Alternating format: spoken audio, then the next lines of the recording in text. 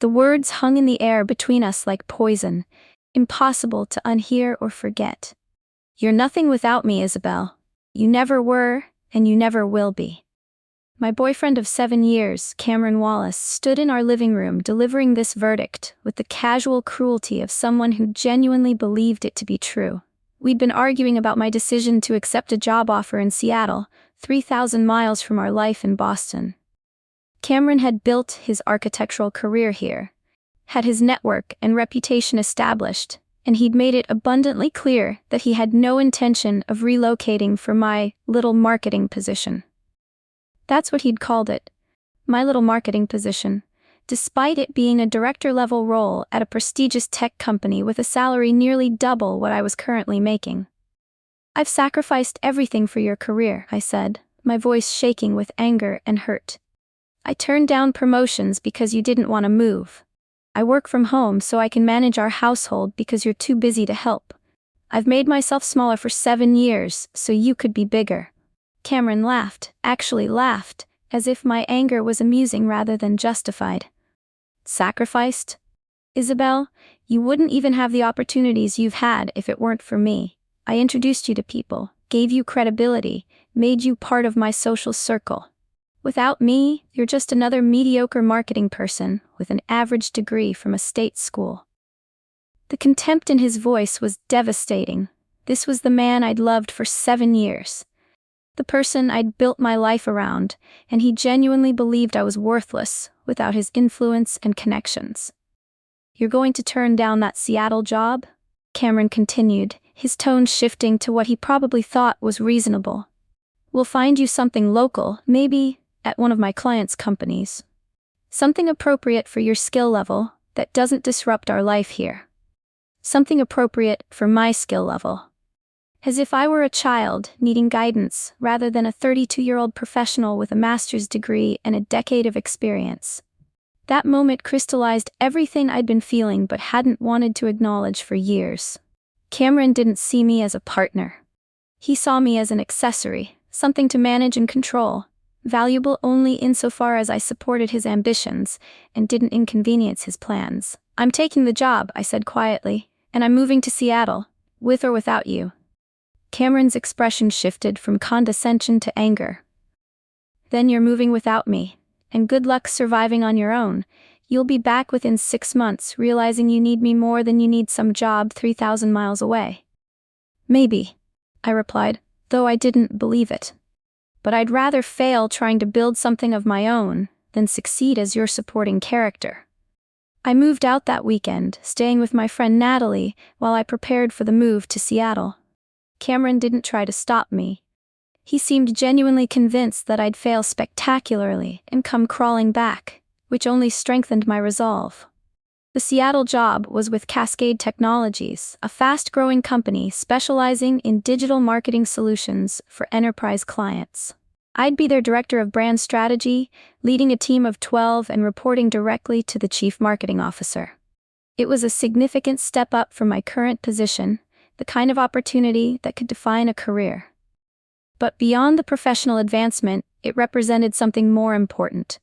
Freedom.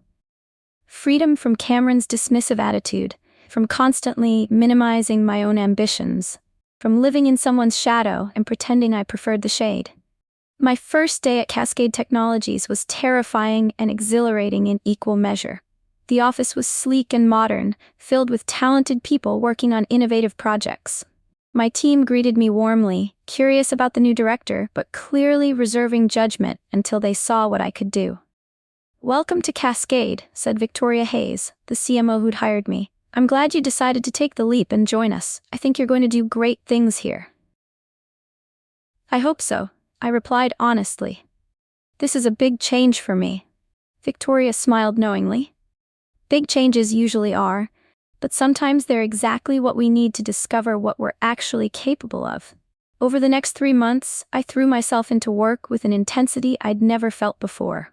Without Cameron's constant subtle undermining, without having to manage his ego and needs, I found I had energy and creativity I hadn't accessed in years. I developed a comprehensive rebranding strategy for Cascade's flagship product that increased market visibility and user engagement by 40%. I restructured our social media approach, creating campaigns that went viral and attracted major industry attention. I built relationships with clients and partners, discovering I was actually quite good at networking when I wasn't being introduced as Cameron's girlfriend, and constantly managing his insecurity about my interactions. 6 months into my new role, I received an industry award for digital marketing innovation.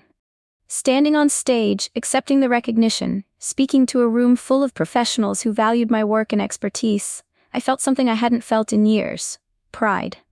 Unqualified, uncomplicated pride in my own achievements.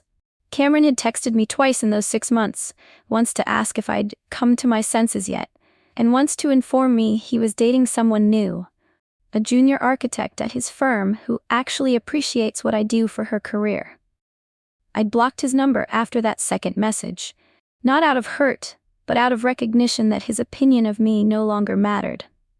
I'd proven to myself that I wasn't nothing without him. I was actually thriving without him.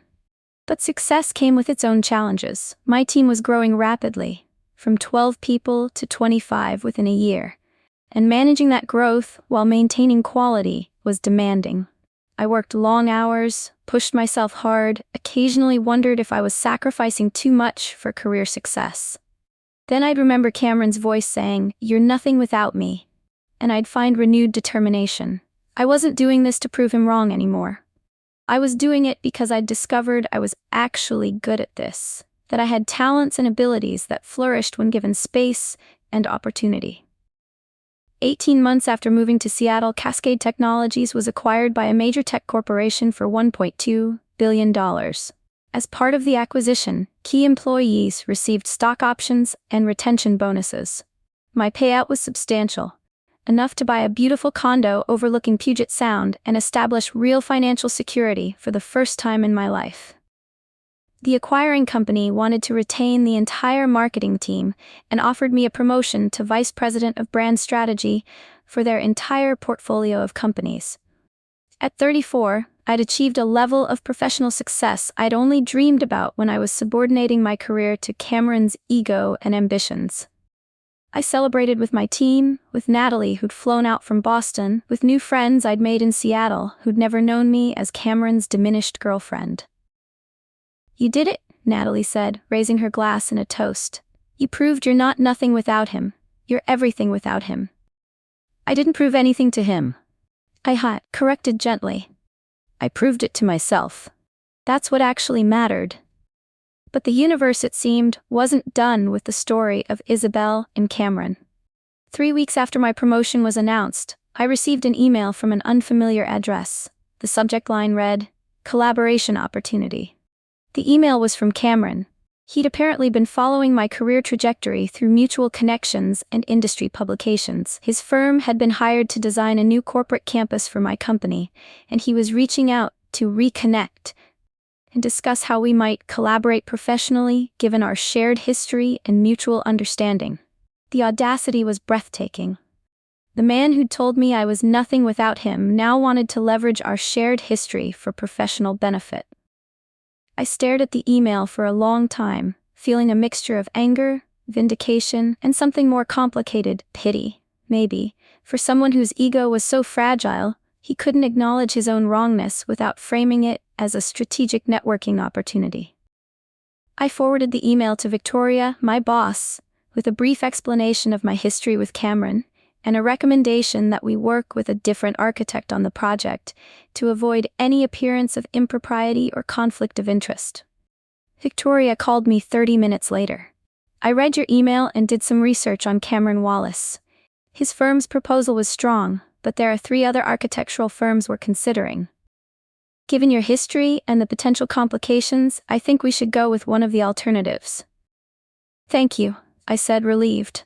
"I appreciate you understanding." "Of course," Victoria replied.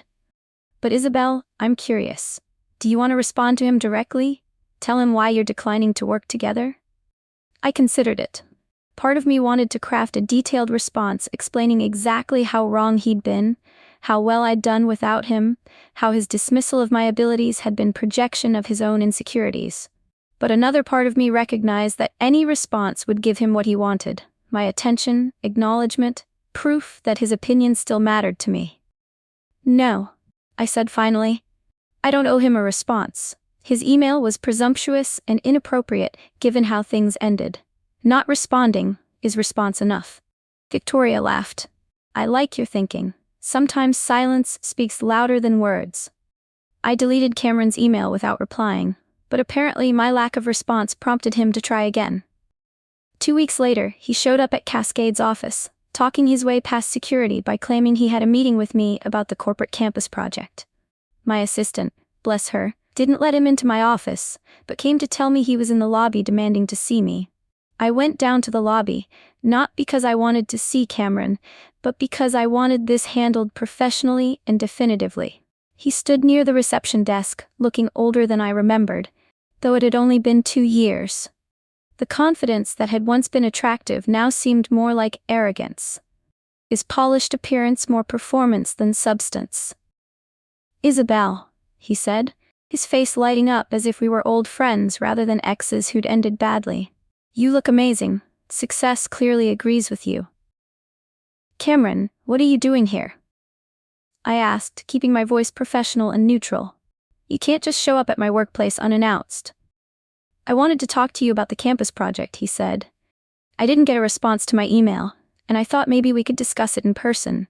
I really think my firm is the best fit. Cameron, stop. I interrupted. My company is not using your firm for this project. That decision has been made, and even if it hadn't been, I would have recused myself from any evaluation process involving you due to our personal history and obvious conflict of interest. His expression shifted, the friendly facade cracking.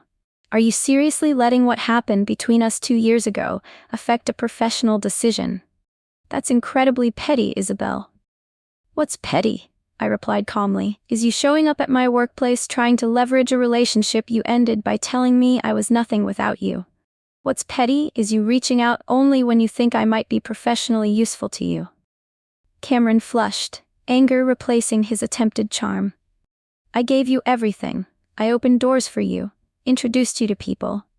You gave me nothing but doubt and diminished expectations, I interrupted. Every opportunity I have now, I earned myself. Every achievement, every success, every professional relationship, all of it built without you, and often in spite of the confidence you systematically destroyed. People in the lobby were starting to stare. I lowered my voice. You need to leave, Cameron. If you continue trying to contact me or show up at my workplace, I'll pursue a formal harassment complaint and restraining order. His face was red now, embarrassment and anger warring for dominance. You've changed. You used to be kind, understanding. Now you're just another corporate climber who forgot where she came from. I haven't forgotten where I came from, I said. I came from a relationship where I was told I was worthless, where my ambitions were dismissed as delusions, where I made myself smaller so someone else could feel bigger. I haven't forgotten that at all. I remember it every time I make a decision now, and I choose differently. Cameron opened his mouth to respond, but security had approached, alerted by my assistant. They escorted him from the building, and I returned to my office shaking with adrenaline and residual anger. That evening, I sat in my condo overlooking the Seattle skyline, processing the encounter. Part of me felt vindicated. Cameron had seen exactly how wrong he'd been, had witnessed the success I'd built without him. But another part felt sad for the years I'd wasted believing his assessment of me, for the opportunities I'd turned down because he'd convinced me I wasn't capable or deserving. I called Natalie, needing to talk through what had happened. She listened as I recounted the lobby confrontation, then said something that shifted my entire perspective. You know what I think? Cameron showed up because he genuinely believed you'd welcome the chance to work with him again. He thought you'd be grateful for his attention, that you'd see it as validation. He can't conceive that you're actually better off without him. She was right, I realized. Cameron's worldview was so self-centered that he genuinely couldn't imagine I'd built something valuable without his involvement. His showing up wasn't really about the architecture project. It was about reasserting his importance in my narrative, about proving to himself that I still needed him in some capacity. You know what the best revenge is? Natalie continued. Not proving him wrong, that gives him too much importance. The best revenge is building a life so fulfilling that he becomes irrelevant to your story. Just a footnote. A brief, difficult chapter that led to better things. Over the next year, I did exactly that. I focused on building my career, developing my team, creating marketing strategies that won industry recognition and drove real business results. I dated occasionally, taking my time to understand what I actually wanted in a relationship, rather than jumping into something serious out of loneliness or habit. I made real friendships in Seattle, people who knew me as Isabel, the accomplished marketing executive, not as Cameron's girlfriend or someone defined by a past relationship. I traveled, to conferences for work but also for pleasure, taking trips to places I'd always wanted to visit but Cameron had deemed impractical or uninteresting. I discovered interests and hobbies I'd neglected during the years of making myself smaller. I took a pottery class, joined a book club, started hiking the beautiful trails around Seattle. I built a life that was rich and full and entirely my own. 2 years after Cameron showed up at my office, my company launched a major product that I'd led the marketing strategy for. The launch was extraordinarily successful, generating millions in revenue within the first quarter and positioning us as industry leaders. At 36, I was promoted to Senior Vice President, one of the youngest people at that level in the company. The promotion came with significant compensation, a salary package that included stock options, potentially worth millions if the company continued its growth trajectory. I'd achieved financial security and professional recognition beyond anything I'd imagined when I first left Boston. I'd also started dating someone new, Marcus, a software engineer I'd met through mutual friends. He was kind, supportive of my career, genuinely excited about my successes rather than threatened by them. Our relationship was easy and my relationship with Cameron never had been. Marcus never needed me to diminish myself to make him feel important. He celebrated my achievements, encouraged my ambitions, and built his own successful career without requiring me to subordinate mine. I'm really proud of you, Marcus said one evening as we celebrated my promotion over dinner. Not just for what you've achieved professionally, but for how you've built this entire life for yourself. That takes courage.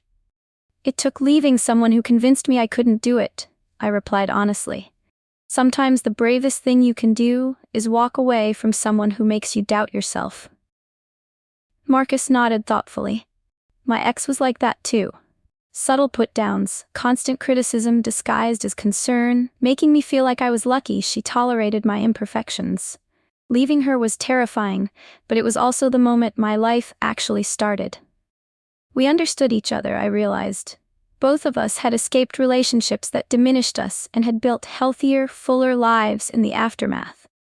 That shared experience created a foundation of mutual respect and understanding that made our relationship feel solid and real. 3 years after my initial move to Seattle, I was invited to speak at a major marketing conference in Boston.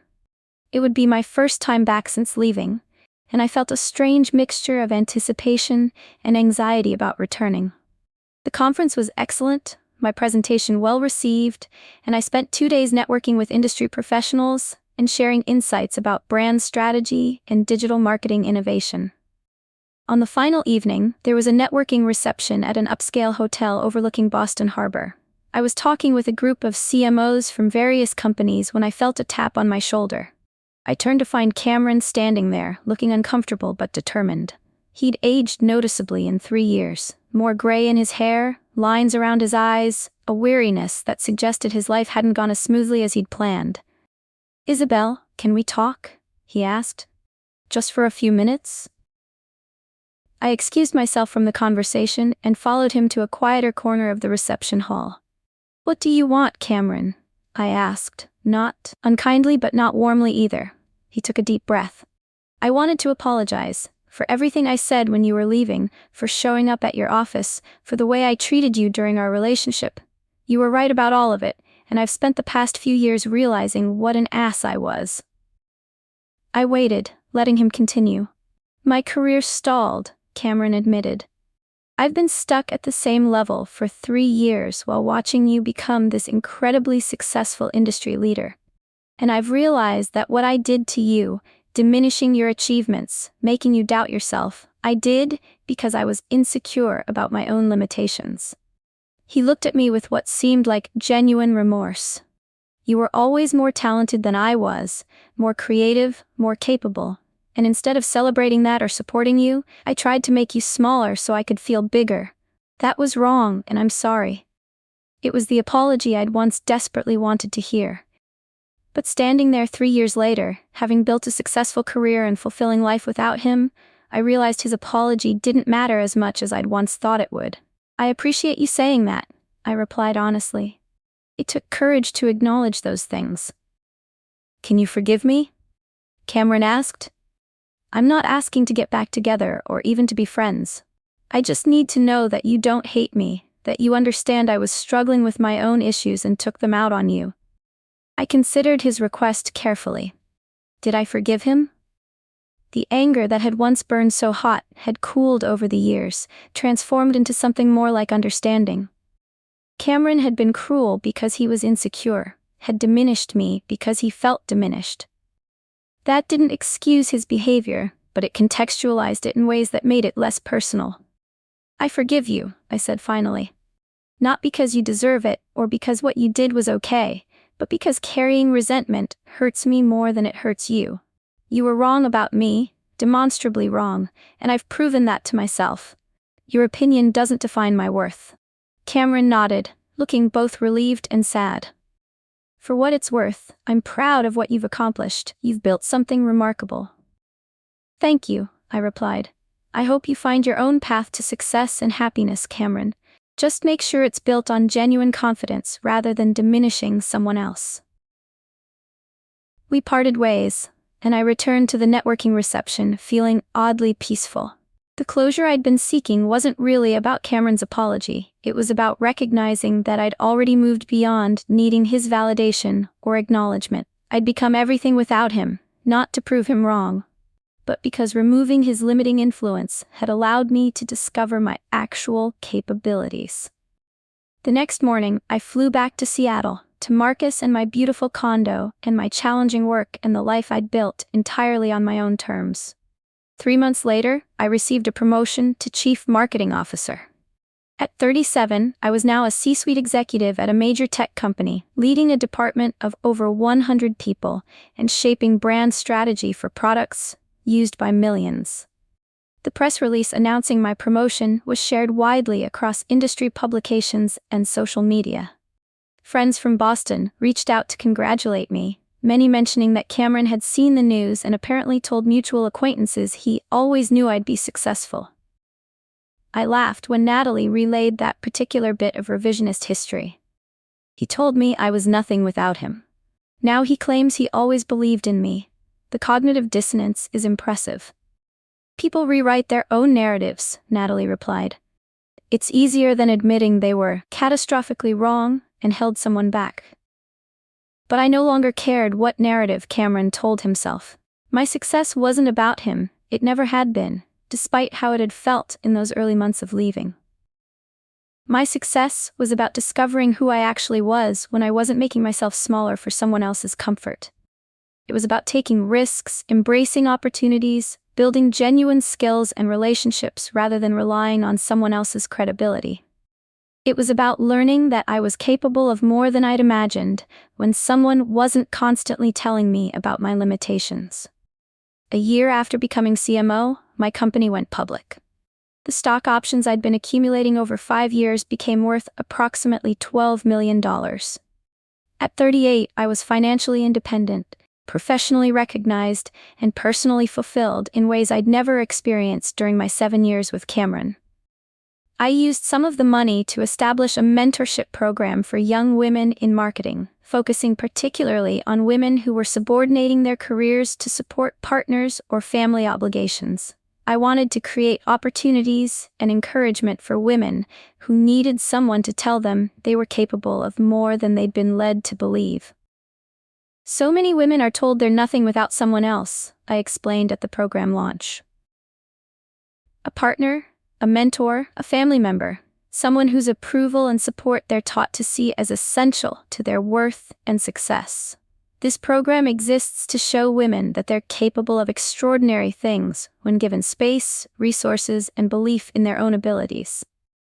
The program was deeply personal, born from my own experience of diminishment and recovery. Each mentee reminded me of my younger self, talented but uncertain, capable but constrained, waiting for someone to grant permission for their ambitions. I wanted to be the person who said, "You don't need permission. You're already capable. You just need to give yourself space to prove it." Marcus and I got engaged that same year.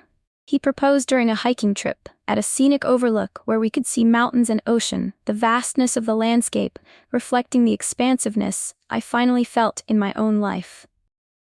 "I love you, not because you need me," Marcus said as he proposed, "but because you don't. Because you're complete and whole and extraordinary on your own, and you choose to share that with me. That's the greatest gift I've ever received."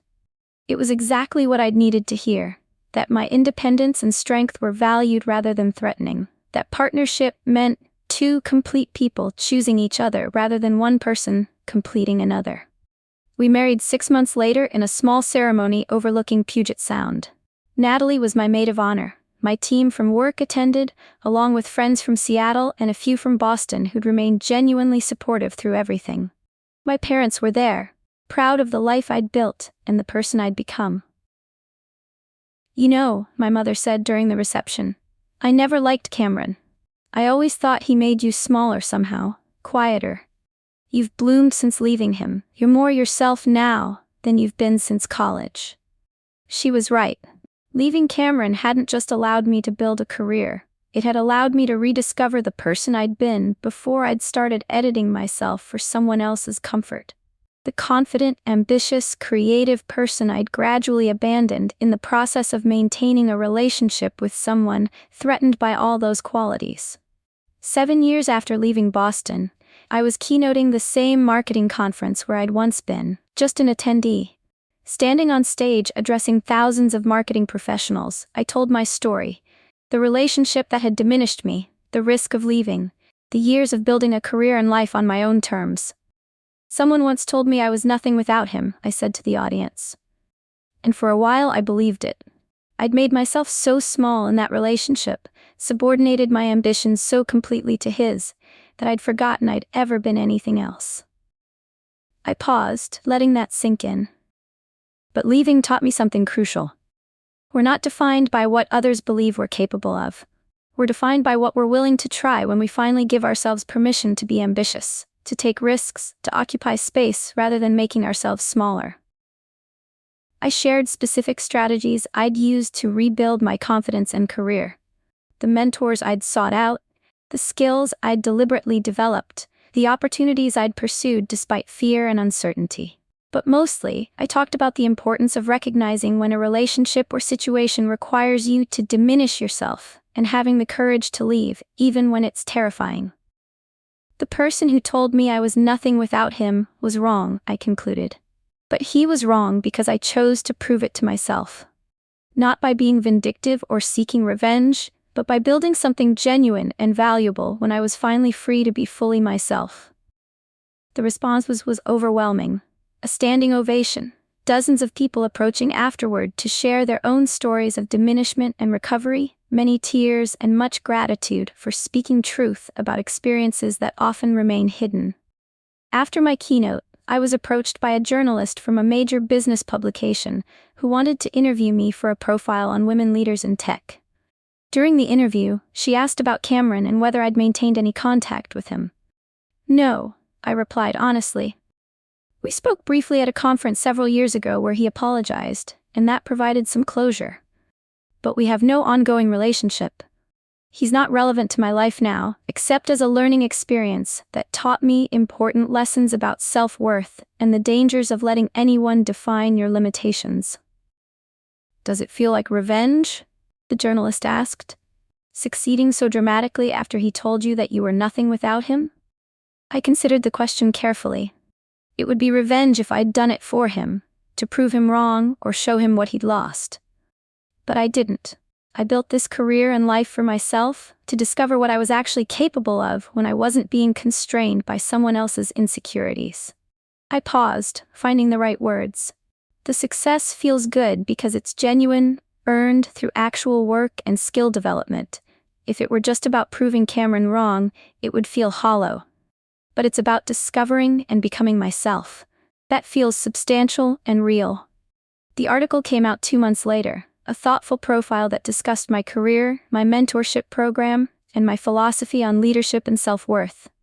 It mentioned Cameron only briefly, in the context of overcoming obstacles and learning from difficult relationships.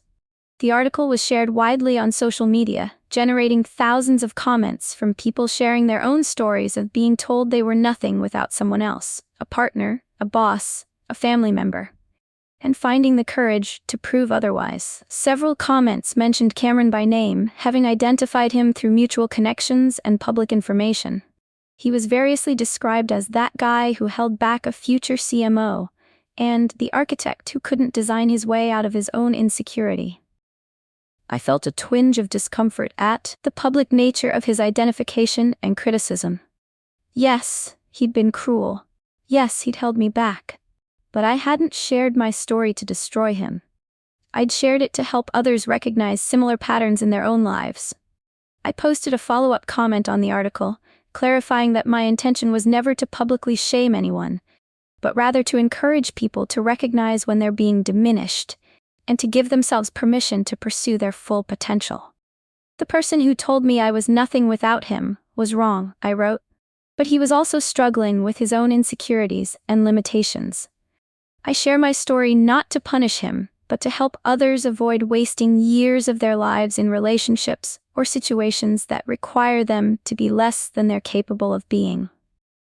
The comment was well received, with many people expressing appreciation for my balanced perspective, but it also generated a response I didn't expect, a public apology from Cameron himself, posted in the comments section of the article. "Isabel is being more gracious than I deserve," Cameron wrote. "I was the person she's describing, and everything she says is true. I told her she was nothing without me, because I was terrified that she was actually more talented than I was, and her success would expose my own limitations. I tried to make her smaller so I could feel adequate." His comment continued, "Leaving me was the best decision Isabel ever made. Not because I'm a terrible person, though I was certainly a terrible partner, but because she deserved space to discover her actual capabilities without someone constantly undermining her confidence. I'm genuinely proud of what she's built, and I'm genuinely sorry for the years I held her back." It was a public acknowledgement more complete than his private apology years earlier. Reading it, I felt a mixture of emotions: vindication, certainly, but also sadness for the years both of us had wasted in a relationship built on his insecurity and my accommodation of it. I responded to his comment simply, "Thank you for acknowledging this publicly. I hope sharing these stories helps other people recognize these patterns earlier and make changes before years are lost. I wish you well, Cameron." And I meant it. I did wish him well. His diminishment of me had caused real harm, had cost me years of career development and self-confidence. But holding on to anger about it would only hurt me, would give him continued power over my emotional life that he didn't deserve. Marcus and I talked about the situation that evening, processing the unexpected public nature of what I'd intended as an anonymous cautionary tale. "How do you feel about all of this?" he asked. "The article, Cameron's apology, the public attention?" "Honestly, I feel relieved," I admitted. For years, I carried this story as a private shame, evidence that I'd wasted time, made bad choices, let someone diminish me, publicly, and seeing how many people relate, how many people have similar experiences, it makes it feel less like personal failure and more like a common pattern that we need to talk about openly. Marcus nodded. "You've helped a lot of people by being vulnerable about your experience. That takes courage." "So does leaving," I replied.